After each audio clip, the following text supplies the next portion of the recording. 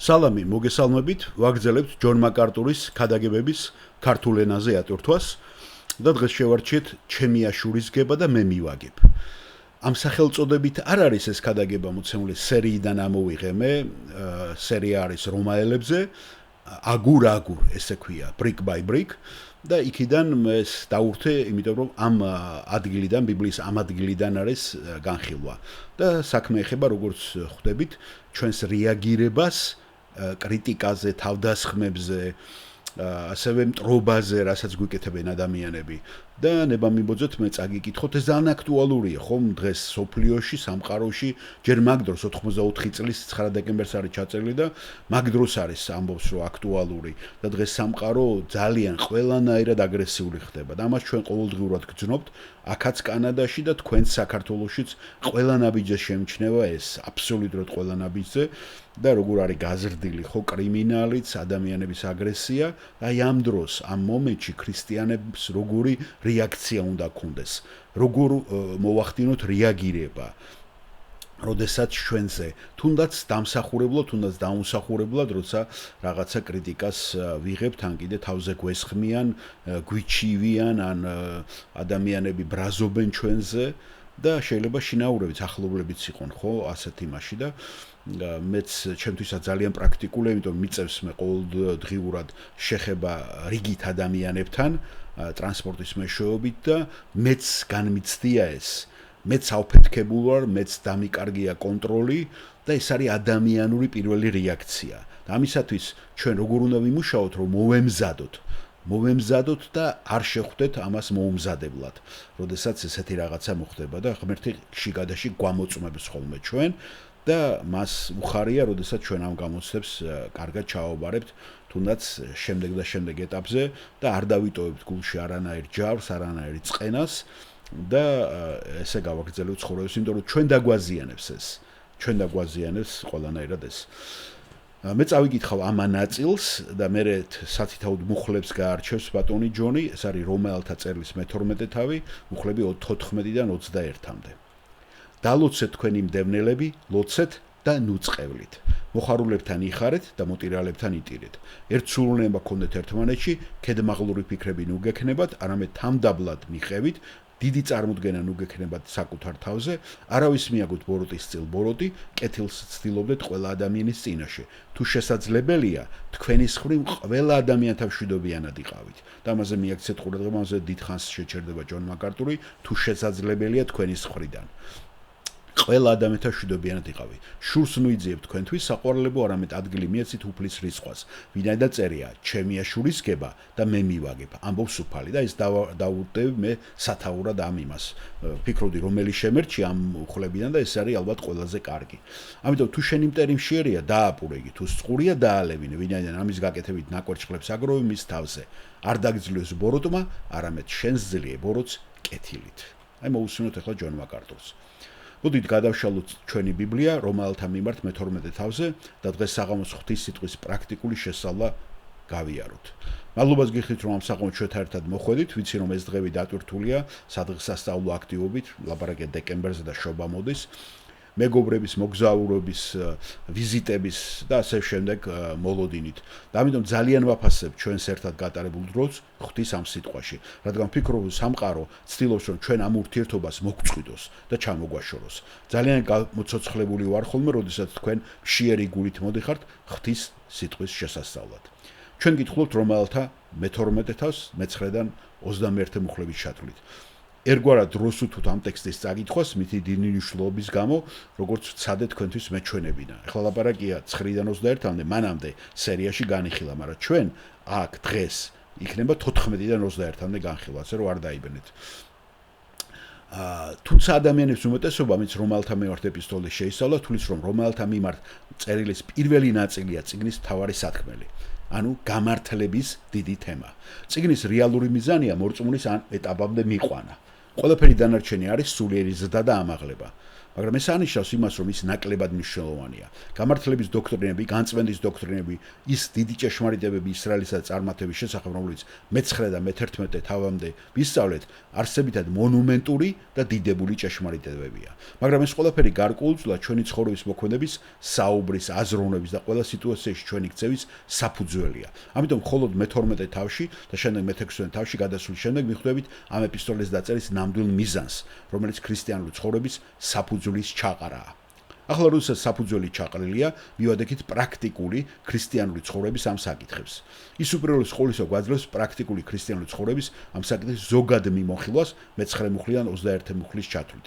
ყველაფერი რა თქმა უნდა იწყება მიძღვნით პირველი და მეორე მუხლებში და ჩვენ ეს განვიხილეთ. ქრისტეს ხელში თქვენი განსაკუთრებული ადგილის აღიარებით მეორე და მერვე მუხლებამდე, ამიტომ პირველ რიგში ჩვენ გვინდა მზად ვიყოთ, რომ თავი უფალს მიუძღვნათ და შემდეგ ეკლესიას. შემდეგ კი ის მიდის პრაქტიკულ ინსტრუქციაზე, თუ როგორ უნდა ვიცხოვროთ ჩვენი ქრისტიანული ცხოვრებით.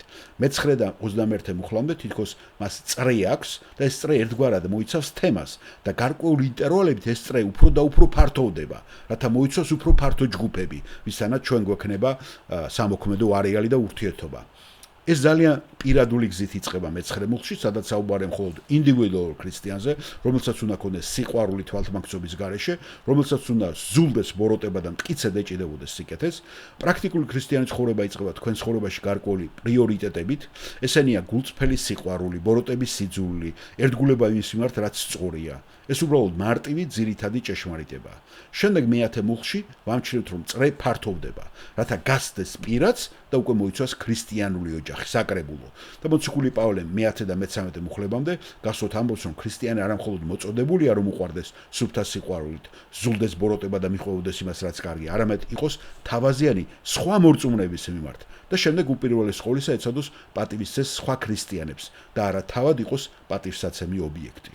შემდეგ მე-11 მუხლში ჩვენს მსახურებაზე საუბრობს და ამბობს, რომ ჩვენი მსახურება ქრისტესად უნდა იყოს სრული, ენთუზიაზმით აღსავსე, მთელი გულით, გულმოდგინედ, მორჩილად და ერთგულად. ამის შემდეგ მე-12 მუხლი მიუთითებს, რომ გვექნება გარკვეული განსაცდელები და უნდა ვიხაროთ იმედით ამ განსაცდელებზე, გავვლით გარკვეულ ტანჯვებს. ვიყოთ მომთმენი ამ განსაცდელების დროს და გავაგრძელოთ გულმოდგინედ ლოცვა ამ განსაცდელების დროს, იმიტომ რომ ჩვენ მოველით დიდებას, რომელიც ჩვენ გველოდება. და ამის გამო ჩვენ გძნობიარენი ვართ არა მხოლოდ ჩვენივე განსაცდელების მიმართ, არამედ იმ ფაქტის მიმართაც, რომ სხვებსაც აქვთ ეს განსაცდელები და გადიან ამ ტანჯვებს. მე-13 მუხლი ამბობს, რომ ჩვენ კმაყოფილებთ წმინდანების საჭიროებებს და ვართ მოსიყვარულენი უცხო სტუმრების მიმართ. ასე რომ ეს მუხლები ერთგვარად მოიცავს ოჯახს, გაერთიანებას, ქრისტიანულ ოჯახზე ალაპარაკი და იმის უზრუნველყოფას, რომ ჩვენ ზრუნავთ მათზე და ვავლენთ სიყვარულს მათ მიმართ, ვაკმაყოფილებთ მათ საჭიროებს, ვემსახურებით მათ ისე, როგორც უფალს ვემსახურებით და ასე შემდეგ. ასე რომ ჩვენ განვიხილეთ პირადი ოჯახური წრეები. ახლა დღეს მინდა გადავიდე მე-3 და შემდეგ მე-4 წრეზე. მე-3 ერთგვარად მოიცავს ყველას, ეს არის ერთგვარი ყველა ადამიანის წრე. თუ გნებათ მე-14, მე-15 და მე-16 მუხლებშიც ასეა. და იქ ის აფართოებს წრეს, რათა განიხილოს, თუ როგორ უნდა ვიცხოვროთ ყველასთან, სამყაროსთან ურთიერთობაში. უპირობოდ ეს იქნება მორწმუნე თუ ურწმუნო. და ის იწყებს ყველაზე ცუდი ადამიანით, რომელსაც შეიძლება ჩვენ შეხვდეთ, ჩვენი მტრებით. და ის ამბობს მე-14 მუხლში: დალოცეთ ისინი, ვინც გდევნით, დალოცეთ და ნუ დაწყევლით. ახლა ის გადადის მხოლოდ ზოგად განცხადებაზე, არა კონკრეტულად რწმენის ოჯახზე, არამედ ზოგადად ვინც გდევნით, დალოცეთ ისინიო. დალოცეთ ისინი და ნუ დაწყევლით მათ. ჩვენ უნდა ვიცხოვროთ ამ ადამიანების კურთხევით, ვინც ბოროტი განზრახვით გვექცევა. სხვათაშორის ეს ახალი პრინციპი არ არის. ეს საკმაოდ ძველი პრინციპია წმინდა წერილში. ის ჩვენი უფლის იესოს სწავლებამდე იღებს სათავეს. გახსოვთ მათეს სახარების მე-5 თავის 54-ში, სადაც იესომ თქვა: მე კი გეუბნები თქვენ, გიყვარდეთ თქვენი ვინ? მტრები. აკურთხეთ ისინი, ვინც გწყევლით. კეთილი უყავთ თქვენს მოძულებს და ილოცეთ მათთვის, ვინც გდევნით. ეს მუხლები სინამდვილეში მათეს 5:44-ისა ლუკას 6:27-ის კომბინაცია, რომელიც სხვადასხვა ხელნაწერებიდან არის შეგროვებული და ჩვენს კონკრეტულ ავტორიზებული ვერსიითაა მოთავსებული. მაგრამ ეს არის სწავლება, რომელიც ჩვეულებრივ მოგვცა ჩვენმა უფალმა. აკურთხეთ ისინი, ვინც გდევნით. სიკეთე უყავით მათ, ვინც ბოროტებას გიგკეთებთ. და ეს ძალიან მნიშვნელოვანი პრინციპია. ერთი წუთით შეგვიძლია განვიხილოთ ლუკას 6:27-ში მოცემული მონაკვეთი, რადგან ეს ძალიან მნიშვნელოვანი მონაკვეთია. გეუბნები თქვენ, ვინც ისმენთ, ამბობს ის, გიყვარდეთ თქვენი მტრები და როგორი იქნებოდა აქ სიყვარული, ნამდვილი სიყვარული, გულწრფელი სიყვარული, რომელიც არ არის თვალთმაქცური, არც ყალბი, არც ზედაპირული, არამედ ნამდვილი. ისეთი, როგორიც ყველა ჩვენგანს უნდა ქონდეს, როგორც ეს რომაელთა მე-12-მე-9-ში გითხრა პავლემ. აი მხოლოდ მე წაგიგითხავთ ამ ნაწილს ლუკას სახარებიდან, 27 მუხლიდან. ხოლო თქვენ, ვინც მისმენთ, გეტყვით, გიყვარდეთ თქვენი მტრები და სიკეთე უყავით თქვენს მოძულეებს. აკურთხეთ თქვენი მაწყევრები და ილოცეთ თქვენი შეურაცხყოფელებისათვის. ვინც ლოყაში გაგარტყას, მეორეც მიუშვირე. ვინც სამოსელს წაგართმევს, მოსასხამიც გაატანე.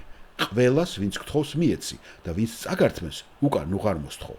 და როგორც გინდათ, რომ ადამიანები გექცეუნენ, თქვენც ასევე მოეკეცით მათ. თუ მხოლოდ თქვენი მოყვარული გეყვარებათ, რა სარგებელია, რადგან ცოდვილთაც უყვართ თავიანთი მოყვარული. თუ თქვენს კეთილმსოყოფელთ უზამთ სიკეთეს, რა სარგებელია, ცოდვილიც ხომ ასე იქცევიან. თუ სესხს აძლევთ იმას, ვისი იმედიც გაქვთ, რომ უკან დაგიბრუნებთ, რა სარგებელია, ცოდვილიც ასეცხებენ ცოდვილთ, რომ დაიბრუნო. თქვენ კი გიყვარდეთ თქვენი მტრები, სიკეთე უყავით ასეცხეთ და ნუ არაფერს მოველით. და დიდი იქნება თქვენი საზღაური. იქნებით უზენაესი ზენი, რადგან იგი უმადურთა და ბოროტთა მიმართაც კეთილია. იყავით გულმოწყალენი, ისევე როგორც თქვენი მამაა გულმოწყალე. სხვაც ვიტყვებით, რომ თქვათ, სამყარო სიკეთეს სიკეთით უპასუხებს. სამყარო სიყვარულს სიყვარულით უპასუხებს. ქრისტიანობის გამორჩეული საჩვენებლად სიყვარულით უნდა პასუხოთ მათ, ვინც გძულს, ვისაც ძულ ვართ და სიკეთით მათ, ვინც ბოროტებას გვიკეთებს. ეს არის ჩვენი გამორჩეულება დანარჩენი სამყაროსაგან. რა თქმა უნდა გახსოვთ, რომ არც ისე დიდი ხნის წინ ჩემი დისშვილი ტიმ რეი მოკლეს. შვენიერ ახალგაზრდა კაცი, რომელსაც ბევრი თქვენგანი იცნობდა, მას მთელი გულით უყვარდა უფალი, ერთგული იყო უფლის სახურების მიმართ. ის მარკეტში სამუშაოდ წავიდა და ზოგიერთ თქვენგანს ახსოვს ეს ამბავი, სადაც ის დასაქმებული იყო და შეესწრო ინციდენტს, რომელშიც ერთი კაცი, რომელიც ნარკოტიკების მოთხოვნილების ქვეშ იყო, გაძარცვა მოიდომა ამ მაღაზიის. და როდესაც ტიმი მივიდა და დახმარებოდა სალაროსთან მდგომ მუშაკს, ამ კაცმა ტყვიები დაახალა და სიცოცხლე მოუსპო მას. და მახსოვს დუენ რია, მისი მამამისი. დუენ რია, ეს არის ჩემი სიძე, ჩემი დის ქმარი, რომელიც ახლა ვაშინგტონში პასტორად მსახურობს, როგორი იყო მისი რეაქცია მაშინ. და დუენს ძალიან ადარდებდა, რომ მისი შვილი კვლელს იესო ქრისტე გაეცნო. და ყოველთვის ეს იყო მისი ლოცვა. ალბათ გაგიკურდებათ, ხო? და როდესაც ის რამდენიმე თვის წინ აქ ჩამოვიდა საქმეთან დაკავშირებული ირუდიული საქმიანობისათვის, რომელიც აპეტაპზე ჯერ კიდევ გადაუჭრელია, მისი მთავარი საზრუნავი იყო იესო ქრისტეს შესახებ თავის შვილის კვლელისათვის გაზიარების შესაძლებლობა. ეს გამორჩეულად ქრისტიანული საქციელია. იმედია გესმით ეს.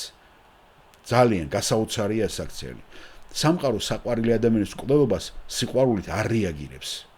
და ეს უნიკალურია და სწორედ ამას მოითხოვს ღვთის სიტყვა ჩვენგან. ცოტა ხნის წინ ჩვენ სახლში ძარცვის უსიამოვნო გამოცდილებაც ჰქონდა. პატრიცია ერთ დღეს ჩვენ სახლში დაბრუნდა და ერთ-ერთ ბავშვს სიგნალიზაციის ჩართვა დავიწყებოდა. და ის სახლში როცა შემოვიდა და ეს ძალიან ძნელი არის ამის ამოშლა მეხსიერებიდან ისეთი გრძნობა განიცადა. და ეს რამდენიმე კვირის წინ მოხდა. სახლში როცა შემოვიდა, კარი შემოაღო და როგორც კი შეაღო, მიხვდა რომ რაღაცა რიგზე არ იყო. და ყველაფერი აქეთ-იქით იყო მიმოფანტული. და როდესაც სამზარეულოში შევიდა, დაინახა რომ ფანჯარა გაღებული იყო, ნივთები კი მიმოფანტული. და მარსის უთხრა თავის ქალიშვილს, "წამოდი უკან კარიდან გავიდეთო." იმიტომ ვიღაცა სახლშიაო. და გარეთ გავედით, პოლიცია გამოიძახეს და აღმოაჩინეს, რომ ჩვენი სახლი გაძარცვული იყო. და ფაჯრისდაც გასვლისას ალბათ მათ უნდათ რომ სიგნალიზაცია არ ჩართულიყო. და ამ დროს სიგნალიზაცია ჩვენ დაგვავიწყდა რომ ჩაგვერთო. ხედავთ? და როდესაც მელინდა უნდა მოსულიყო ამ სახლში, მას დანაც კი დაუვარდა, დანა ქონდა ამ ძარცველს. და წარმოიდგინეთ რა შეიძლება მოხდარიყო, ხო?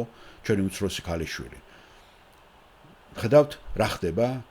და თქვენი პირველი რეაქცია ამაზე ძალიან ადამიანურია, ხომ სწორია, ხო?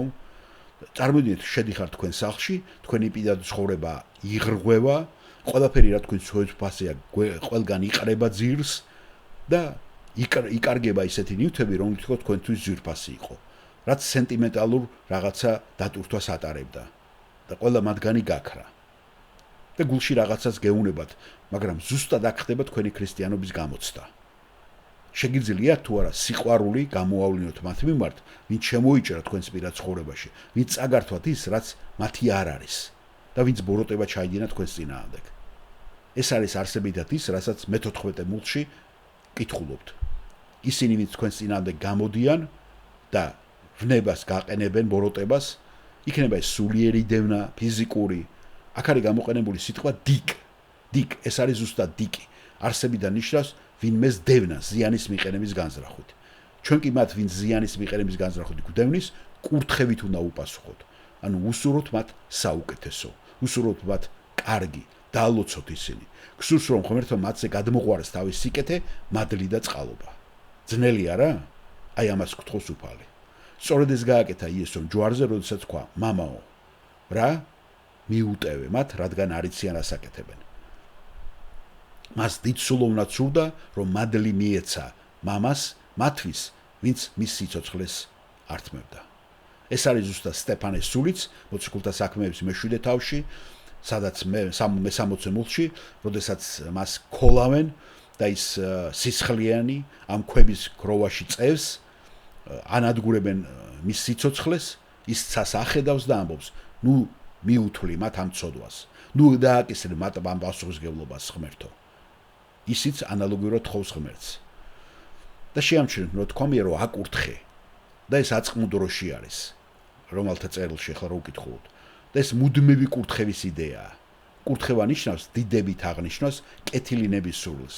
საოცარი ამაში ქრისტეს მაგალითის დანახვა, რადგან ეს არაადამიანური და არაბუნებრივი რეაქციაა. პეტრე მოციქულიც ამბობს და წერს თავის წერილში 1 პეტრეს 2:21-ში.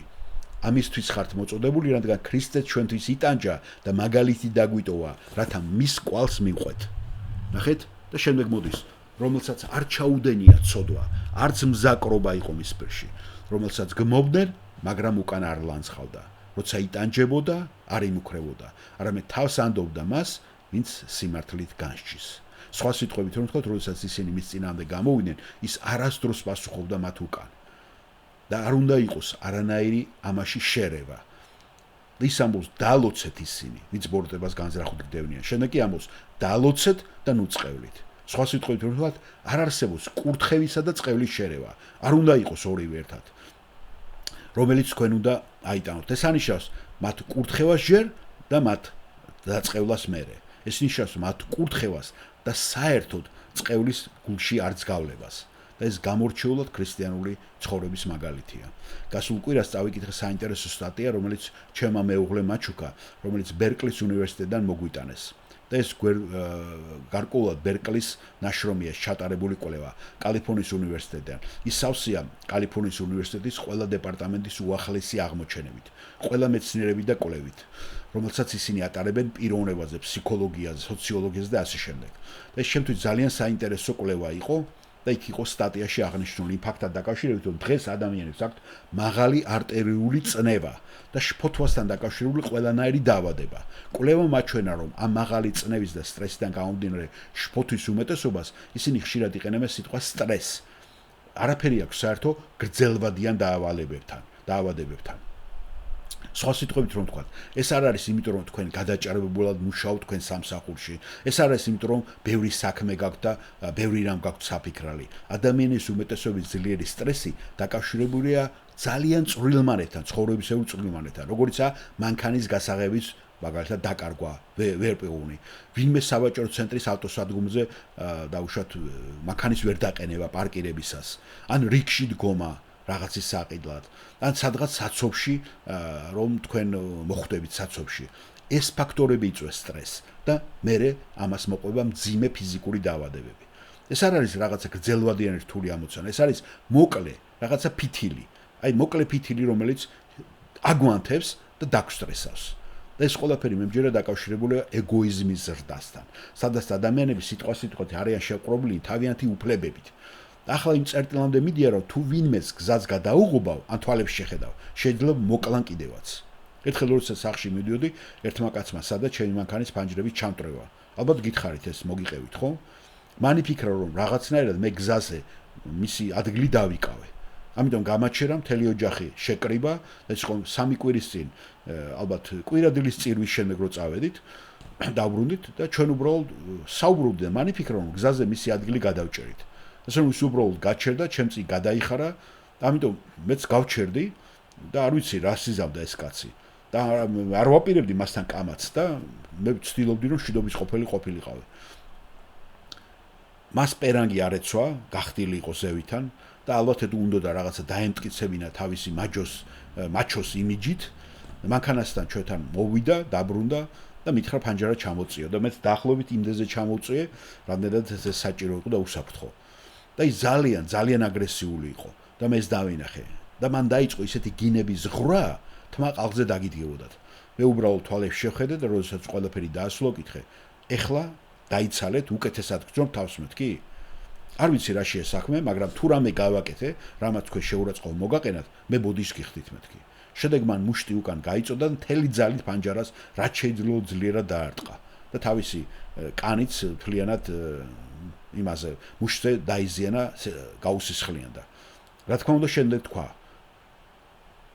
და ხელი მოკიდა კარებს, ან ის სრულიად უკონტროლო იყო, რადგან ეგორა რომ ვიღაცა მის სივრცეში შეიჭრა. მე უბრალოდ დავლოცე და უთხარე, ძალიან მწუხვარ და არანაირად არ შეგევნიდი უხერხულობას და ამიტომ ბოდიშს გიხდი მეთქი. იქნებ უბრალოდ მანქანაში ჩაჯდე და სახლში წახვიდე დაწყნადე მეთქი. და არც მე მან გააკეთა, ოღონდ ძალიან დაზიანებული ხელით. ზუსტად ეს არის, ნახეთ, სამყაროს რეაქცია და მე გეუბნები თქვენ ხალხო, საშინელება დღეს ამ სამყაროში ცხოვრება, რადგან არ იცი, რას დაგიპირებენ ადამიანები. ეგოიზმი იმ დონემდე მივიდა, რომ არავის ტერიტორიის შეჭრა არ შეიძლება ტრობის გაჩენის გარეშე. გასაკვირია, რომ ქორწინებები და სხვა ურთიერთობები, ნახეთ, აღარ არის უკვე გასაკვირი, რომ ამდენი ქორწინებები და ურთიერთობები ირღვევა და ინკრევა. მაგრამ ქრისტიანებს ჩვენ არამიწიერები ვართ და ამიტომ სხვანაირი რეაქცია უნდა გვქონდეს და ჩვენ ასე არ პასუხობთ. ჩვენ სრულიად განსხვავებულად პასუხობთ ამ კონფლიქტებზე და ამ სიტუაციებზე. და როდესაც ზიანის მიყენების განზრახვით გვდევნიან, ჩვენ არ პასუხობთ მათ იგივე აგრესიით. ვიღაცამ შეიძლება მითხრას, რატომ არ გადმოხოდი მანქანიდან და არ დაარტყით იმ კაცს? რატომ არ იქცევი ისე, როგორც ტელესერიალ პოლიციელებს და ყაჩაღებს იქცევიან, რომ დაელოდო სანამ კარათან მოვა, გააღო პირი და მიაჯახო მას და დაარტყა მთელი ძალით. მე ეს პრაქტიკაში არ გამომიყენები, ამიტომ სინამდვილეში ასე მოვიკეცი, მაგრამ მინდოდა დარწმუნებული ყოფილიყავი, რომ რომელთა მე-12 თავის შესწავლის შემდეგ, როცა შეცვალო მომეცემდა, პრაქტიკაში გამომიყენებინა ეს. უფალმა ცოტა ხნის წინ მომცა საშუალება, რომ ბიბლიის ეს მონაკვეთი ცხოვრებაში პრაქტიკულად გამომეყენებინა. და ძალიან ბედნიერი ვარ, როცა ამ მონაკვეთსაც ვკითხულობ მე. და ვცდილობ, რომ გავართვა თავი ამას. და როდესაც მე-15 მუხლზე გადავდივართ, ნახეთ რა 75 მუხლში იხარეთ მოხარულეებთან ერთად და ეს კიდევ ერთი გამორჩეული ქრისტიანული მახასიათებელია. კერძოდ ჩვენ ტკბებით სხვისი სიხარულით. ეს არის ყოველგვარი შურის არარსებობა. გულისხმობ, რომ ეს არის გამორჩეული ქრისტიანული მახასიათებელი. ვიხაროთ სხვისი კეთილდღეობით. სინამდვილეში იგავების მე-17 თავში, მე-5 მუხლში უხთოები აღწერილი როგორც ისინი, ვინც სხვისი უბედურებით ხარობენ. შეადარეთ ეს იმას, რაც პავლემ თქვა. ფიქრობ ეს არის მეორე კორინთელთა 2:3, სადაც ის ამბობს: მე ვხარობ ყველა თქვენგანის სიხარულითო. გამორჩეულად ქრისტიანულია სხვისი სიხარულით კურთხევა, სხვასთან ერთად სიხარულის შესაძლებლობა და ეს არის ძალიან ლამაზი თვისება. ფიქრობ პავლეს ეს აქვს ხედელობაში კიდევ ერთი მონაკვეთი, რომელიც ახლახან შეგვიძლია მოგახსენოთ. და ფიქრობ ეს სწორია 1 კორინთელთა 12:26. თუ ერთი ასო იტანჯება, ყველა ასო იტანჯება მასთან ერთად. თუ ერთი ასო პატივისცემულია, ყველა ასო ხარობს მასთან ერთად. თქვენ კი ქრისტეს სხეული ხართ, კერძოდ კი მისი ასოები. ამიტომ გამორჩეულად ქრისტიანულ რომ გიხაროდეთ მაშინ, როდესაც სხვას პატივს მიაგებენ და ასევე როდესაც სხვებს უხარიათ. და შემდეგ მე-15 მუხლში ის ამბობს: იტირეთ მათთან ერთად, ვინც ტირის. ასევე გამორჩეულად ქრისტიანულია თანაგრძნობა, რომ იყოთ არა გულგრილი სხვების ტკივილის მიმართ. ჩვენს გარშემო ყოფი ეს სამყარო სულ უფრო და უფრო გულგრილი და სულ უფრო და უფრო ინდიფერენტული ხდება. სხვადასხვა სიტყვა ტირილი, საინტერესო სიტყვა ბერძნულში, ეს არის სიტყვა კლაი და ნიშნავს ცრენლების დაყვრას. ცრენლების დაყვრა ეს ძლიერი სიტყვა, ეს ქრისტიანული თანაგრძნობის დასტურია. ამიტომ ჩვენ უნდა ავღნიშნოთ, როგორც ისინი, ვინც ძალიან გრძნობიარენი არიან ჩვენს გარშემო ყოფთან მიმართ. რადგან მათ აქვთ სიხარულის მიზეზი. ჩვენ სრულად და მთლიანად შევდივართ მათ სიხარულში და ეს იმიტომ, რომ ჩვენ ისინი ძალიან გვიყვარს, ძალიან ვზრუნავთ მათზე და იმიტომ, რომ ჩვენ იმდენად ბედნიერები ვართ, რომ ისინი იმდენად კურთხეულები არიან, რომ ვერ ვაკონტროლებთ ჩვენს სიხარულს. საქმე იმაში არ არის, რომ ვიცინოთ, იმიტომ რომ უნდა ასე მოვიქცეთ. საქმე იმაში არ არის, რომ ხელოვნურად ვართ ბედნიერები. საქმე იმაშია, რომ ჩვენ ჭეშმარიტად ქრისტიანები ვართ და ჭეშმარიტი ქრისტიანები იმდენად პატივს სცემენ სხვებისათვის, მიმდინარე კურთხევას და იმდენად მადლიერი არიან, რომ ისინიც კურთხეული არიან, რომ ისინიც ტკბებიან იგივე აღფრთოვანებით. და ქრისტიანებიც ისინი არიან, ვინც თანაგრძნობით ესმით, რას ნიშნავს მეგობრის ცრემლების გაზიარება, ქრისტეს სხეულის თანამოძმე წევრის ცრემლების გაზიარება, რომლებიც წუხარებაშია. ესეც გამორჩეულად ქრისტიანულია, სულ უფრო და უფრო გულგრილი და მოსაწყენი უგრძნობით სამყაროს პირობებში.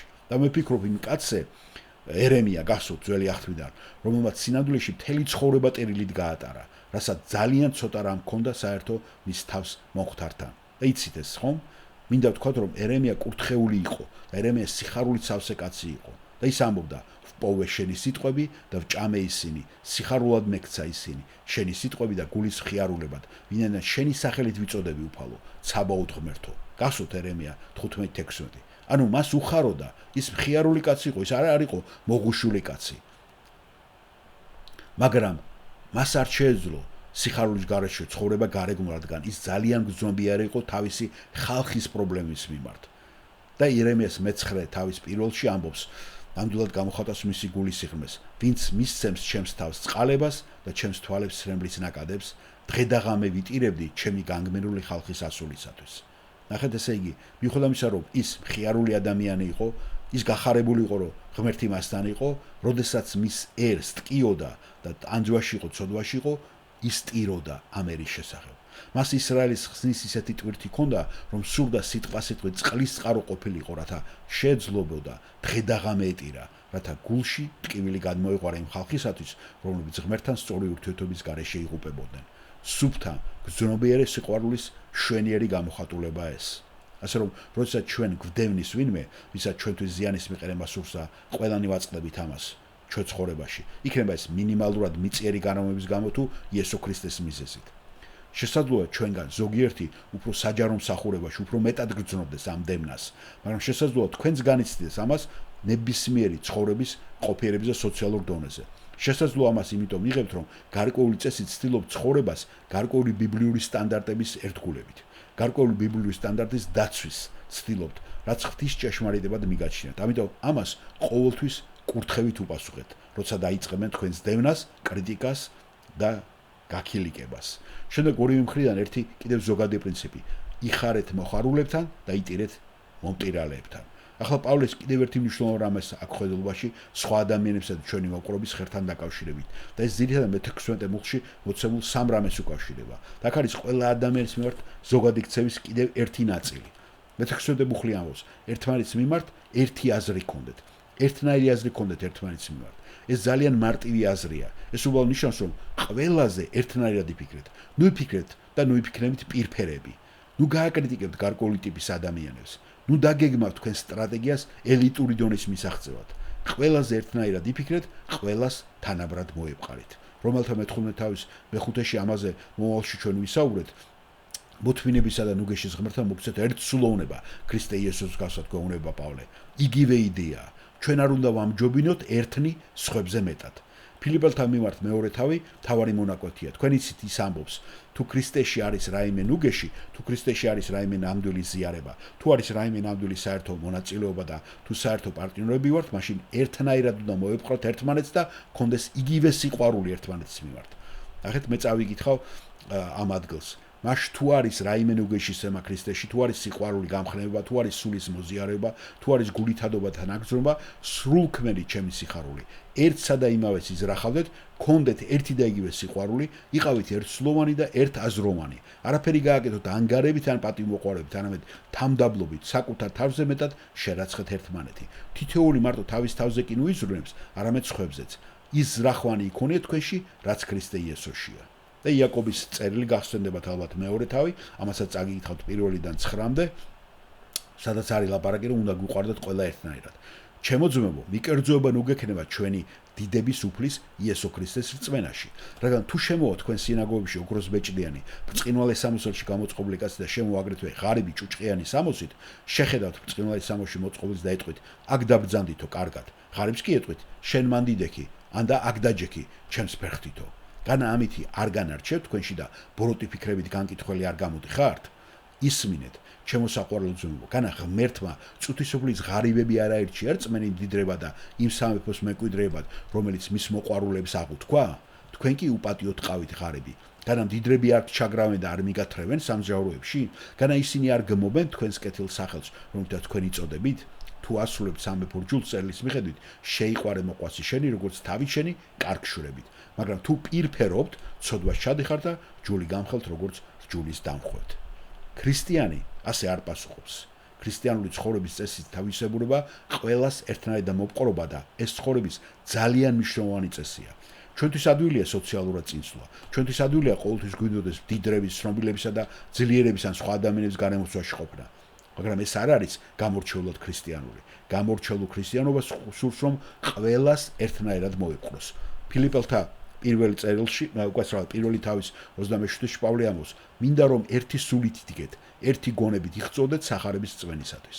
პირველ კორინთელთა პირველ თავში, პირველ მეათე-მუხლში პავლე ამბობს, მინდა რომ ისე იყოთ შეკრული და აქ სიტყვები ჩვენიერია, რომ ყველამ ერთი და იგივე ილაპარაკოთ. არ იყოს თქვენ შორის განხეთქილება, არც კლანები, არც სოციალური ფენები, არამედ იდეალურად იყოთ შეკრული ერთი გონები და ერთი განშით.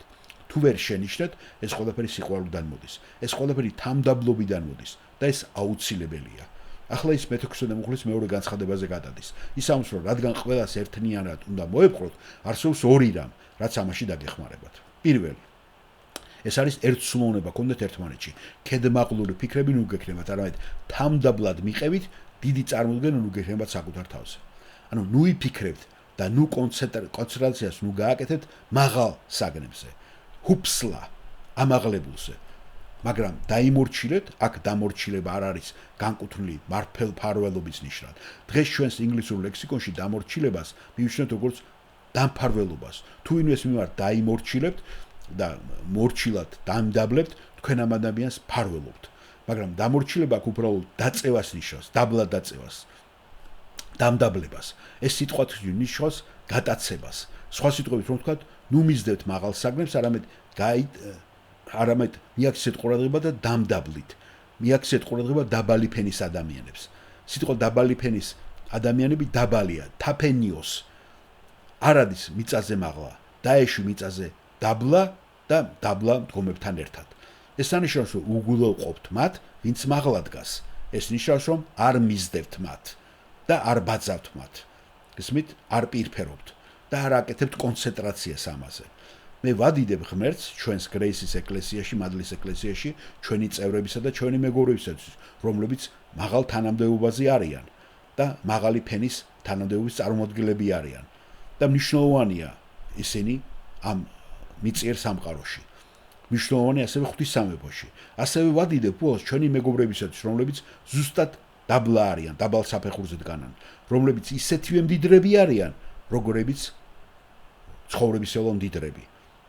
და ჩემთვის ზუსტად იგივე ნიშნავენ, როგორც ნებისმიერი სხვა. და ეს გამორჩეული ქრისტიანობაა და სწორედ ამას გვეუბნება პავლე. ჩვენი გრძნობები იმდენად უნდა შეესაბამოს დაბალ საგნებს, რომ იდეალურად ვიგრძნოთ თავი იმ ადამიანებთან, რომლებიც მიწაზე მაღლა არ დგანან. საქმე იმაშია, რომ ეკლესიაში არისტოკრატის ადგილი არ არის. არ არის ადგილი ზედაფენის. ჩვენ უნდა ვიყოთ სახლში, როგორც დაბლებთან, ასევე დანარჩენებთან. ფიქრობ ეს ლუკას სახარებაში ძალიან ლამაზად არის ილუსტრირებული. ერთი თუ შეხედათ ლუკას სახარების მე-14 თავს, მე-12 გულს. უთხრა მათ, როცა სადილს ან ვახშამს გამართავთ, ნუ დაუძღებთ თქვენს მეგობრებს, ნურც ძმებს, ნურც ნათესავებს, ნურც თქვენ დიდარ მეზობლებს, რათა არ მოგიწვიონ და მათაც საზღაური არ მოგცენ. იცით ხომ რა ხდება ამ დროს? ამიტომ მათ უნდა მიგიღონ და იგივეთ გაგიმასპინძლენ. მაგრამ ისეულება, მაგრამ როცა გამართავ ნადიმს, მოიწვიე ღარიბები, დასახიჩრებულები, კოჭლები, რბრები და კურთხეული იქნები, რამათგან მათ არ შეუძლიათ, რომ საზღაური უკან დაგიბრუნონ.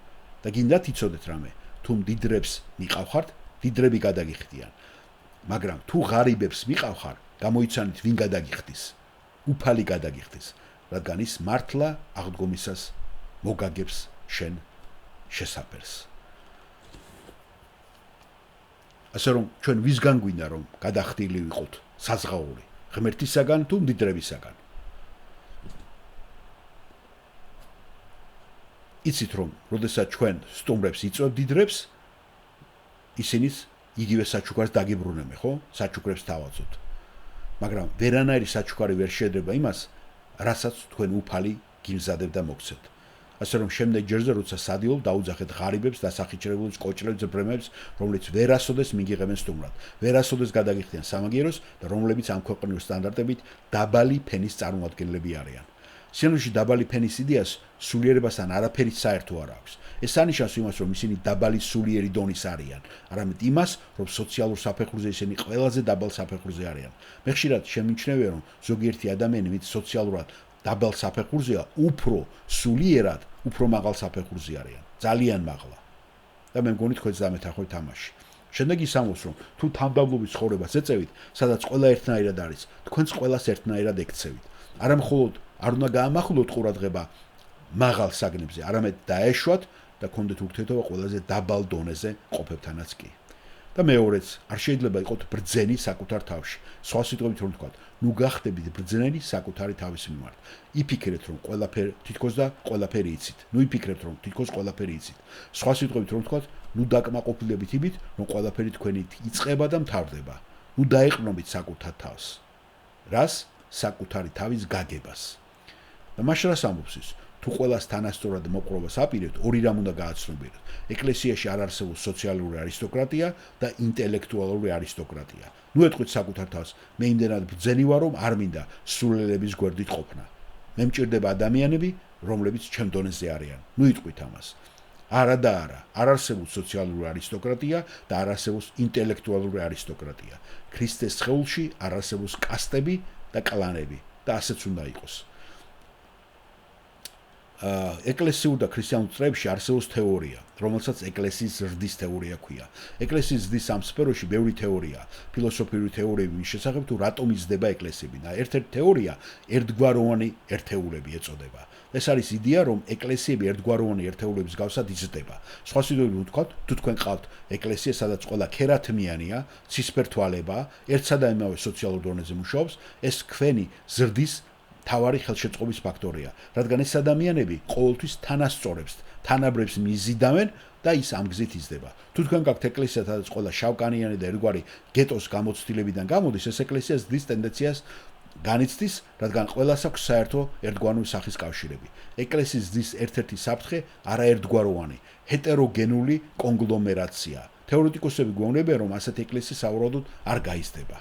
ნახეთ, მრავალი წლის განმავლობაში ჩვენს წარსულში, ჩვენი ეკლესია, გრეის ეკლესია, ესეთი თეორიაც უფევდა. შემდეგ უფლის მადლით შეწყვიტეს ეს მიდგომა და მე მადლობ უფალს, რომ ჩვენი ეკლესია გარკვეულწილად შესაძლოა ერთგვაროვანია, ოღონდ იმ გაგებით, რომ ყველა ინგლისურად საუბრობთ. და საზოგადოების გარკვეულ პარამეტრებში ცხოვრობთ აქ სამხრეთ კალიფორნიაში. ამაში ერთგვაროვანად, მაგრამ მრავალი თვალსაზრისით ჩვენი ეკლესია წარმოადგენს სოციალურად და ინტელექტუალურად ფენების ძალიან, ვიმეორებ, ძალიან ფართო სპექტრს. როგორც ეთნიკური წარმოშობით, ასევე ყველანაირი სოციალური სტატუსით. ხუთშაბათს დამირეკა ერთ-ერთმა ჟურნალისტმა USA News-იდან და World Report-იდან. ერთ-ერთი ჟურნალისტი, ძალიან ცნობილი ეროვნული ჟურნალისტი და მითხრა, ჩვენ წერთ სპეციალურ სტატიას ამერიკის დიდ დამოუკიდებელ ეკლესიებს და თქვენი ეკლესია შევარჩიეთ. ხა არ ვიცი, რას აკეთებენ იქ ამ USA News-ში და World Report-ში დამოუკიდებელ ეკლესიების სტატიის დაწერით, მაგრამ ფიქრობ, რომ ეს შესანიშნავი შესაძლებლობაა.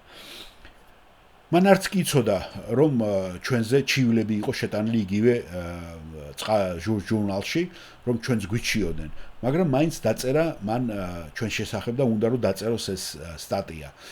და მას აინტერესებდა თუ არა მსახურება ესპანურ ეროვან მრევლთან. ყავდა თუ არა შავკანიანი ხალხი ეკლესიაში, ყავდა თუ არა აზიელები და მე დავიწყე ამისთვის ყველაფრის მოყოლა. და ის გაუცებული იყო. და მეკითხებოდა, რატომ მოდიან ისინი თქვენ ეკლესიაში? და მე უპასუხე, იმიტომ რომ ჩვენ ღვთის სიტყვას ვდგავართ და ეს არის ჩვენი საერთო საფუძველი და სწორედ აქ ვართ ჩვენ ქრისტეში, ხსნელისა და მისი სიტყვის გარშემო თქო.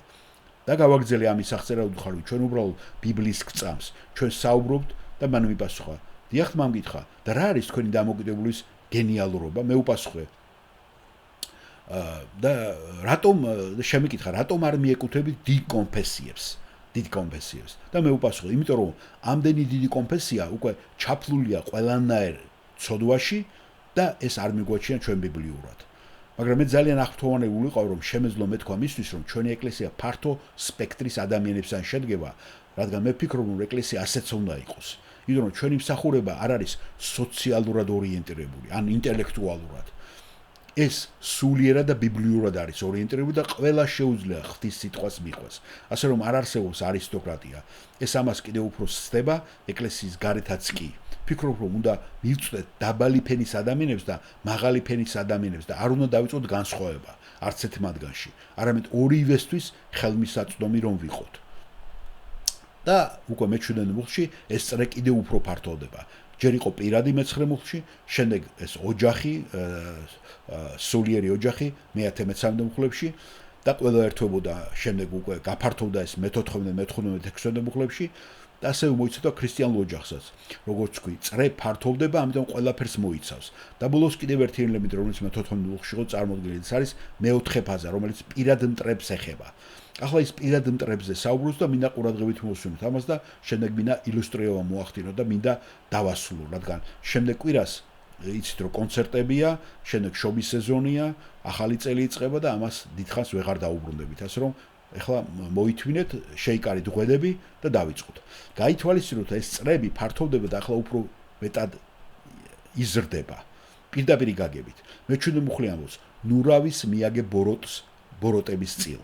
და ჩვენ ისე უბრუნდებით იმას, რაც მე-14 მუხლში ნახეთ. აკურთხეთ ისინი, ვინც გდევნით, ვინც თქვენ ზიანის მიყენებას ცდილობს.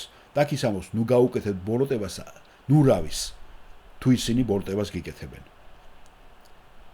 ეს არ და ამის გაკეთება ძალიან ბუნებრივი რეაქცია, როცა ვიღაცა ბოროტებას ჩადის, იმ ჭუჭში რა თქვენს ბოროტებით ინთებით. და თქვენ ახლა შეიძლება ვიღაცა მიკითხოს, დაიცადეთ, მოითადეთ მაკარტურ ერთი წუთით გაიხსენეთ იოანე ასევე რას ამბობს ძველი აღთქმა ამაზე გამოსვლაში 21 ლევიანებში 24 მეორე რჯული მე-19 გახსოვთ რა წერია აქ თვალი თვალის წილ კბილი კბილის წილ ეს საჯარო სამართალზეა საუბარი მოსეს ეს მითითება ერს ეხება ერს უნდა ქონდეს სამართლიანობის სისტემა რომელიც ბოროტება შურს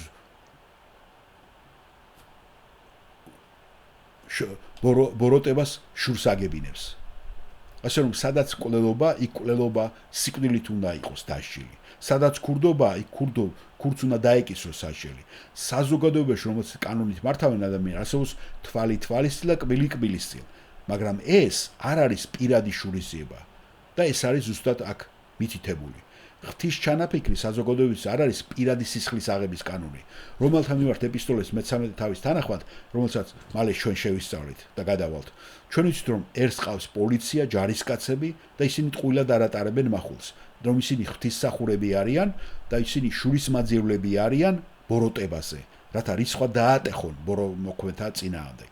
ასე რომ საზოგადოებაში ჩადებულია შურისძიება და მე გეტყვით ამას, როცა საზოგადოება მას არ აკეთებს, მე მჯერა რომ მის თავზე პირიქით ღვთის სამჯავრო დაატყდება.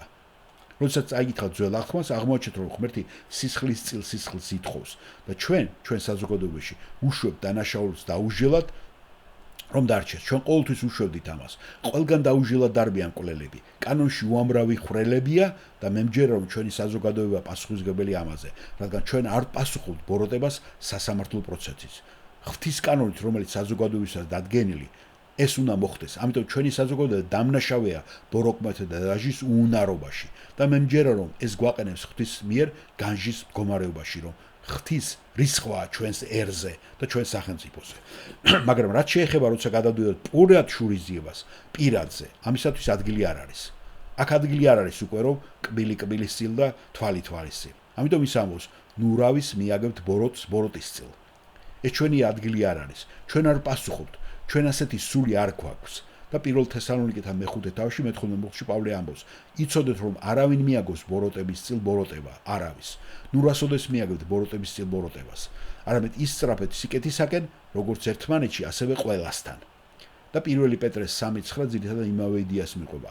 ნუ რასოდეს მიაგებთ ბოროტების წილ ბოროტებად, არამედ მოიქეცით ისე, როგორც ყველა ადამიანის თვალში კეთილად და სიტყვით, რაც კარგია. ამას ამბობს პეტრე. ასე მოიქეცით. და ეს იგივეა, რაც პირველ თესალონიკეთა 5:15-ში. და ეს თითქმის ზუსტი იგივე ციტატაა. ბოროტების ნაცვლად არ უნდა დაუბრუნო რა? ბოროტების ნაცვლად უნდა დაუბრუნო რა? სიკეთე. დიახ, სიკეთე უნდა დაუბრუნო ბოროტების ნაცვლად და არა ბოროტება. და უზრუნველყოფა აქ საკმაოდ საინტერესო სიტყვაა. კარგი ნივთების უზრუნველყოფა. სიტყვა ნიშნავს წინასწარ დაფიქრებას და ამის დაგეგმვას, შენი სიკეთის წინასწარ განსაზღვრას, რათა უყურადღებოდ არ დატოვო ის. ნება მომიცით მოგცეთ სცენარი. როდესაც ვინმე ბოროტებას გიკეთებთ, თუ უბრალოდ მომენტალური რეაქციის ხარ მომზადებული, ბოროტების წინააღმდეგ აუცილებლად ბოროტებით უპასუხებ. ასე არ არის? და შენი ბუნებრივი რეაქცია. ამიტომ წინასწარ უნდა დაგეგმო და განაწყო საკუთარი თავი, რომ სიკეთე გააკეთო, როცა ბოროტება დაგიდგება და მოვა. როცა ვინმე ბოროტებას ჩაიდეს, შენ უკვე მზად უნდა იყო, რეპეტიცია უნდა ქონდეს გავლილი და ეს მომზადების პროცესია. და ისევ მივდივართ იქ, სადაც გასულ კვირას ვიყავით და რაზეც ვსაუბრობდით გასულ კვირას. ანუ საკუთარ თავზე, თვით დისციპლინაზე.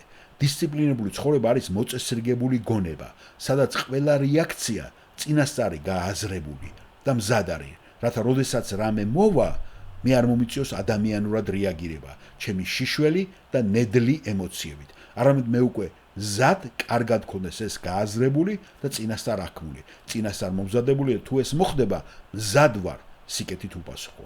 ეს არის წინასწარ გააზრებული, მოწესრიგებული, დისციპლინარებული ცხოვრება. ის ამბობს, წინასწარ დაგეგმე შენი სიკეთე, ნუ დარჩები უცოდინარი და როდესაც ის სიტყვის, მიაწოდე ყველაფერი პატიოსანად. სიტყვა პატიოსანი არის კალოს, ხილდულად კარგი, გარეგნულად კარგი, აშკარად კარგი, ხელშესახებად კარგი. სხვა სიტყვებით რომ ვთქვათ, როდესაც ვინმე ნამდვილად გაბრაზებს, გაუკეთეს სიკეთე ისე, რომ დაინახოს და ეს ხილული იყოს მისთვის. ეს მხოლოდ აზრი არ არის, ეს მხოლოდ პირადი ემოცია არ არის, ეს არის სიკეთის ხილული აქტი. რათა ჩვენ უპასუხოთ მათ რაღაცა კარგით, რაღაცა კეთილით, რაღაცა კეთილსინდისიერით. წლების განმავლობაში ვცდილობდი ამის გაკეთებას და ბევრ საინტერესო წერილს ვიღებ, სადაც ხალხი ძალიან გაბრაზებულია ჩემზე. დღეს გავიგე რომ ვიღაცამ თქვა რომ ერეტიკოსიც ყოფილ ვარ და ბევრ წერილს ვიღებ, ბევრი ადამიანი არ ვიცი რატომ ბრაზდება ჩემზე, მაგრამ ბრაზობენ და წლების განმავლობაში ვისწავლე. იმედი მაქვს რომ ეს ყველაფერი წინასწარ უნდა გამიაზრებინე, რათა როდესაც ეს მოხდება, სტანდარტული რეაქცია მქონდეს. სტანდარტული რეაქცია არ მქონდეს. და მე მჯერა რომ ეს არის სიკეთის პასუხი, რომელიც ძირითადად გვეუბნება. გმადლობთ თქვენ რომ ზრუნავთ ჩვენზე, ამიტომ ილოცეთ ჩვენთვის, მე ყოველთვის პასუხობ ხოლმე მათ, თუ რამ გავაკეთე, რამაც გაწყენიათ, მაპატიეთ. მინდა ვიყო ყველაფერი, რაც ღმერთს სურს რომ ვიყო და მინდა რომ თქვენს განაგრძოთ ლოცვა ჩემთვის, რათა ვიყო ის ადამიანი, როგორიც ღმერთს სურს. ეს არის ბოროტებაზე რეაგირების გზა და თუ საერთოდ შესაძლებელი ადამიანს რაღაცა მისცეთ, ისეთი რამე ხელშესახებად გამოხატავს თქვენ სიკეთეს მის მიმართ, გააკეთეთ ესეც. ამიტომ ჩვენი ქცევა უნდა იყოს დემონსტრირება იმისა, რომ ვინ ჩვენ წინააღმდეგ ბოროტებას შადის, ხომ, ჩვენ სიკეთით უპასუხოთ. და ეს არის ძალიან ძირითადი პრინციპი. ქრისტიანები უნდა დაფიქრდნენ თავიანთ რეაქციებზე, რათა როდესაც ბოროტ სიტუაციას წააწყდებით, მან წინასწარ განსაზღვრონ სწორი რეაქცია, რათა სწორად წარმოაჩინოს ის ღმერთი, რომელსაც ჩვენ ვეკუთვნით. და როგორც ტიტეს წერილის მეორე თავში, მე-10 მუხლში წერია, ის ამშვენებს ღვთის მოძღვრებას. ახლა პავლე აქ კიდევ ერთ აზრს ამატებს, მათ შორის ჩვენს პირად მტრებს, მე-18 მუხლში. თუ შესაძლებელია, თქვენის მხრივ ყველა ადამიანთან მშვიდობიანად იყავით. და ძალიან მომწონს მე ეს განცხადება. ეს ძალიან პრაქტიკულია. ის ამბობს, მინდა რომ მშვიდობიანად იცხოვროთ, მაგრამ ვაღიარებ რამდენიმე რამეს. გააკეთე ეს, თუ შესაძლებელია, გვეუბნება ის.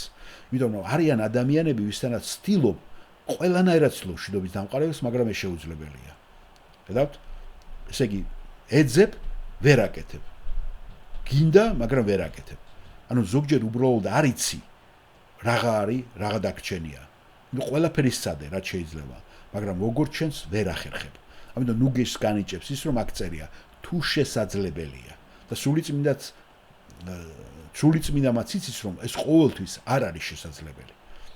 რამდენიც შესაძლებელია. რატომ? იმიტომ რომ მშვიდობის დამყარებას ორი პიროვნება სჭირდება. ასე არ არის? ერთი მხრიდან შეიძლება მშვიდობა იყოს, მაგრამ მეორეს არ უნდადეს. ასე რომ თუ შესაძლებელია, რამდენიც შენს ხარეს შესაძლებელია, არასოდეს მისცე კონფლიქტის უფლება, რომ ეს შენგან წამოვიდეს. არასდროს. ყოველთვის დამყარე მშვიდობა. და არ მაინტერესებს მართლები არიან თუ ცდებიან ისინი თავიანთ იმაში. დაამყარე მშვიდობა. ღმერთი გვეუბნება. შენი მხრიდან დაამყარე მშვიდობა. ნუ აერჩევ კონფლიქტს. და წერია თქვენის მხრივ. ეს ჩემთვის ძალიან მნიშვნელოვანი განცხადება, რადგან ზოგჯერ ძალიან რთულია იმის ცოდნა, თუ რამდენად შორს უნდა წავიდეთ. ესე იგი თქვენის მხრივ, კარგი, თუ მე ნამდვილად მინდა აქ მშვიდობის დამყარება, მომიწევს სიმართლის დათმობა? მე მომიწევს სიმართლისაგან უკან დახევა? ეს ბიჭი გაბრაზდება ჩემზე, თუ არ შევცვლი ჩემ დოქტრინას, ან თუ არ ვიტყვი, რომ ვცდები, მართალი ხარ, რაც უნდა იყოს? ასე რომ თქვენ უნდა დაუბრუნდეთ ამ პატარა ფრაზას, თუ შესაძლებელია თქვენი მხრივ. რაისი დათმობა მოგიწევთ თქვენ ამ დროს? და ჩემში არის რამდენიმე მომენტი, როდესაც თქვენ მიდიხართ საბოლოო დასკვამდე და ეს არ ექვემდებარება ანგარიშს. ჩვენ გვექნება მშვიდობა, ჩვენ ყველაფერს გავაკეთებთ მშვიდობისათვის, გარდა იმისა, რომ კომპრომისზე წავიდე იმაზე, რაც მე მჯერა რომ სიმართლეა. არა, აქ უკვე ვეღარა. მე ამას არ გავაკეთებ, მე ამას ვერ გავაკეთებ. და თუ ამას მთხოვთ, მე ამას ვერ შევძლებ. მაგრამ თუ შესაძლებელია გვეუბნება მოციქული პავლე, რამდენიც შემიძლია გავაკეთო და ერთადერთი ის გაკეთებაც არ შემიძლია, არის ღვთის სიტყვის დარღვევა. მაგრამ თუ შესაძლებელია გავაკეთო, მე ამას გავაკეთებ. იესომაც კი ასე თქვა, აჰა, მოვედი მშვიდობის თავარი, მაგრამ არა მშვიდობის მოსატანად, არამედ מחვილით. ვიცი რომ ზოგიერთებს მშვიდობას მოუტან, სხვებს კი מחვილს. შემდეგ ის ამბობს, მოვედი რომ კაცი ოჯახის წინამდე განვაწყო, დედა, ქალიშვილი, მამა, შვილი, გავყო, გახსოვთ ხომ? თქვენ იცით ეს მონაკვეთი, მათეს 10:34-36. იესო ამბობს, ვიცი რომ დადგება დრო, როდესაც მიხვდე იმისა, რომ მშვიდობით მოვდივარ, ვერ მოვიტან მშვიდობას. ჭეშმარიტებას მე ვერ დავთმობ. ასე რომ თუ შესაძლებელია თქვენი მხრივ, იმ დონემდე, რომ ამ კომპრომისზე წასვლა არ მოგიწიოთ, მოდის თავარი აზრი. იცხოვრეთ მშვიდობინად ყველა ადამიანთან. იცხოვრეთ მშვიდობინად ყველა პიროვნებასთან, რომ ეცადოთ იყოთ მშვიდობის ყოფილი. ასე რომ სამყარო სავსეა პრობლემების მომტანებით, უბრალოდ პრობლემების მომტანებლობით აღიზიანებენ ადამიანებს სინამდვილეში, უბრალოდ სხვანაირად არ შეუძლიათ მათ. მაგრამ ზეციური სიბრძნე, გასვოთ იაკობის წერილის მესამე თავში ნათქვამია, ზეციური სიბრძნე კი პირველ რიგში წმინდა და მეორე მშვიდობიანი. მე ეს მიყვარს. სიწმინდის გვერდით რა არის? მშვიდობა. ნახეთ, სიბრძნის გვერდით არის მშვიდობა.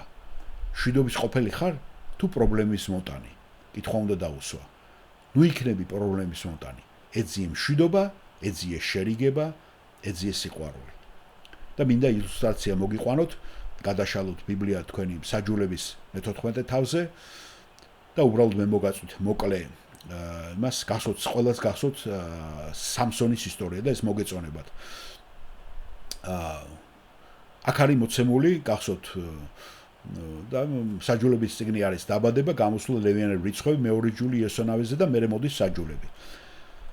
და იცით რომ მან ძალიან საოცარი რამ გააკეთა სამსონმა, გახსოვთ როგორ დაიბადა ის, იყო ნაზარეველი, მას არ შეეძლო ღვინის დალევა, თმები არ უნდა შეეჭრათ მისთვის, ეს იყო მითითება ნაზარეველის და გახსოვთ ხომ რას აკეთებს იგი, როგორ შურს ზეულობს თავის ერის მტრებზე და ბოლოსაც გახსოვთ, როდესაც მას უკვე შეაცდენს პალესტინელი მისი მეუღლე და გამოსტყუებს საიდუმლოს, თუ რა დაემართება მას.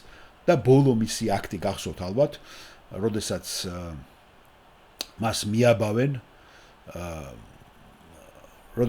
მიაბავენ, თვალებს ამოუთხრიან, დააბრმავებენ და აიძულებენ რომ წისქვლის ქვა ატაროს, ხომ და ფქვას. და ბოლოს მას თმები ეძდება გახსოვთ და ფილისტიელთა ტაძარში ბრუნდება და იქ ხელების სვეტით არის მიმმული. და როდესაც მას მოიყვანენ, როცა გაერთონ მისით, ის ამ სვეტებს თლიანად მოკიდებს ხელს და ჯაჭვებით გამოგლიჯავს და 20,000 ფილისტიელი მათ შორის თავადაც დაიღუპება. ნახეთ და ისე მივდივართ შურის ძიებაზე. და ეს არასოდეს არ მთავრდება მანამ, სანამ ყველა ჩართული პირი არ მოკვდება. და ეს შურის ძიების იდიოტორობის უდიდესი ილუსტრაციაა, რომელიც წმინდა წერილის გვერდებზეა აღწერილი. ნახეთ? ამიტომ ღმერთი გვეუბნება ამის გათვალისწინებით საყვარელო ამბობს ის, ნუ იძიებთ შურს, ნუ გააკეთებთ ამას, ნუ აღასრულებთ სამართალს. სიტყვაც შეწყვინა ნიშნავს დასჯას, ეკდიკე. ნუ დასჯით ადამიანებს მათი ბოროტებისათვის. თქვენ ამისთვის არ ხართ მოწოდებული, მაგრამ შეხედეთ ამას, არამედ მიენდეთ ღმერთის რისხვას. რას ნიშნავს ეს? ეს არის ღვთის რისხვა. არამედ მიენდეთ ღვთისმშობლს, რადგან დაწერილია მეორე რჯულის 32-28 ჩემი აშურის ძიება, აი ამ ქადაგების სათაურიც აქედან არის, ხო? მეორე რჯული 32-25 ჩემი აშურის ძიება მე მივაგებ ამბობს ვის? ვინ? უფალი. უფალმა გააკეთოს ეს. თქვენ ნუ გააკეთებთ ამას. ნუ გადავხვდით ბოროტს, ბოროტების წილ. ნუ იძიებთ შურს. ნუ განჟით ვინმეს. ადგილი დაუთმეთ ღვთის რისხვას, რადგან წერია ჩემი აშურის ძიება მე მივაგებ ამბობს უფალი. უფალი გააკეთებს ამას. ეს არის ღვთის დაპირება. ის გაუმკლავდება ცოდვას.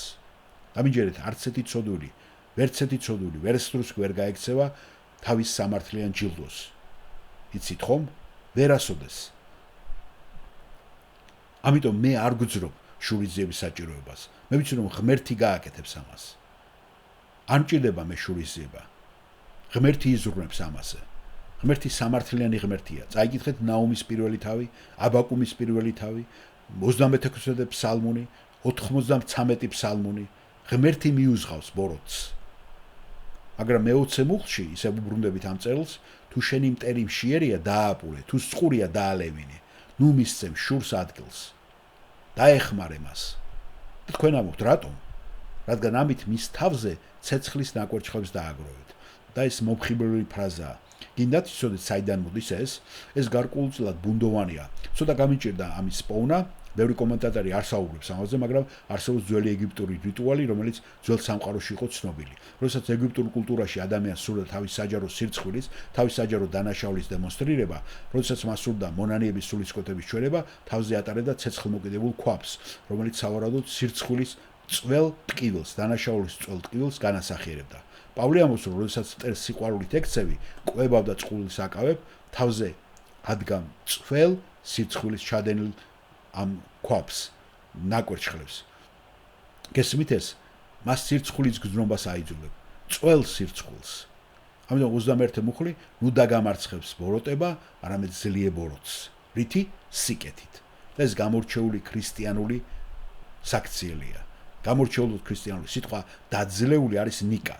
ჩვენ ვიღებთ ნიკეს, იცით ხო? ნიკეს მისალს, ნიკეს ფეხსაცმელი, რაც ნიშნავს გამარჯვებას. ის გვეუბნება, იყავი გამარჯვებული, იყავი დამყრობელი, დაამარცხე ბოროტება სიკეთის კეთებით. ნუ იქნები მსხვერპლი, იყავი გამარჯვებული. არ დაგამარცხოს ბოროტება.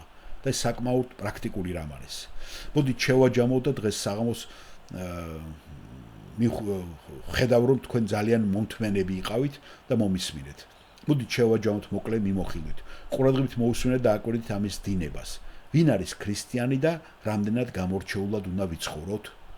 აი ისიც, ჩვენ ვიწყებთ სუფთა სიყვარულით, ბოროტების სიძულვილით, სიკეთისადმი ერთგულებით, თამდაბლურად, სიყვარულით სხვების მიმართ, ზრუნვით, ენთუზიაზმით, ხურვალეთ, მაქსიმალური ძალისხმევით, მემსახურებით უფალს. და როდესაც ამ მსახურების მიმართ გარდაუვალი წინააღმდეგობა მოდის, ჩვენ მას იმედით, სიხარულით და წმენით ხვდებით. და როდესაც ხედავთ სხვებს, რომლებიც იმავე ტიპის განსაცდელებში არიან, ჩვენ მათკენაც ვიწვდით ხელს და ჩვენს ქონებას და სახლებს უზიარებთ ყველას, ვისაც ეს სჭირდება. როდესაც ქრისტეს მსახურებაში წინააღმდეგობას გვიწევენ, ჩვენ ლოცავთ მათ, ვინც გვეწინააღმდეგებდა და გვდევნის. და ჩვენ ვიწვდით ხელს, რათა დავტკბეთ სხვების სიხარულით და გაუძლოთ სხვების ტკივილს. ჩვენ არ გვაქვს პირადი პრესტიჟის სურვილი, განდიდების მანია. ჩვენ არც თანამდებობას ვეძებთ და არც პრესტიჟს. ჩვენ არ ვაფასებთ მხოლოდ მათ, ვინც მაღალი დონის ადამიანები არიან, არამედ გვიყვარს თანაბრად ურთიერთობა ყველაზე დაბალ ფენებთანაც კი. და ჩვენ გამორჩეული ვართ თამდაბლობით, რომელიც არ იცნობს ინტელექტუალურ ან სოციალურ არისტოკრატიას. ჩვენ არ პასუხობთ ბოროტებით მათ, ვინც პირადად გვაყენებს ზიანს, არამედ გვსურს, რომ სიკეთით დავამარცხოთ ისინი, რაც არ უნდა ჩაიდინონ მათ და ნებისმიერ შურისძიებას, ნებისმიერ განტიხვას და ნებისმიერ საჟელს ღმერთს ვუტოვებთ. და საბოლოოდ ჩვენ ვართ გამარჯვებულები. ჩვენ ვართ გამარჯვებულები, რომ ბოროტება ვერ იმარჯვებს, სატანა ვერ იმარჯვებს ჩვენზე. ასე ამბობს პავლე, რომ გამართლება ეხება უკვე პრაქტიკულ ცხოვრებასაც. მოდით ახლა და ყველამ ერთად ლოცვაში დავხაროთ თავები. ო მამაო, გმადლობთ დღეს საღამოს შენ სიტყვაში გატარებული გამამხნევებელი დროისათვის. გმადლობთ ამ ძვირფასი ადამიანებისათვის, რომლებიც მოდიან მოუთმენელი გულით, რომ მოგისმინონ და შეისწავლონ შენი სიტყვა. გთხოვ აკურთხო ისინი და ჩვენ ლოცულობთ, რომ ღმერთო ეს ყველაფერი განსაკუთრებული გზით გამოვიყენოთ თითოეულ ჩვენგანზე, თითოეულ ჩვენ პრაქტიკულ ცხოვრებაში, რათა ვიცხოვროთ შენი ქებისა და შენი დიდებისათვის, იესო ქრისტეს გულისათვის და მისი სახელის განსადიდებლად. ამინ. მადლობა მოსვენისათვის.